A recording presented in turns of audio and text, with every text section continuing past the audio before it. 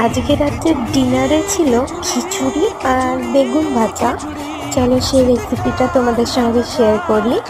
এটা খুবই সিম্পল একটা রেসিপি। প্রথমে কুকারের ভিতর সর্ষে তেল এবং জিরে ফোড়ন দিতে হবে।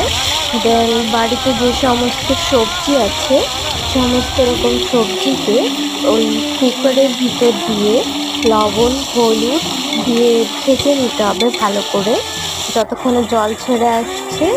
দেন অল্প একটু কাঁচা লঙ্কা এবং জিরে বাটা দিতে হবে। দেন চাল ডালটা একসঙ্গে সমান পরিমাণে নিয়ে ধুয়ে নিতে হবে। সবজিগুলো খুব ভালোভাবে ভাজা হয়ে গেছে। তারপর আমরা চাল আর ডালের একসঙ্গে ধুয়ে রেখেছিলাম সেটা মিশিয়ে নেব সবজিগুলোর সঙ্গে। দেন পরিমাণ মতো জল দিয়ে দিতে হবে। দেন আমাদের খিচুড়ি রেডি।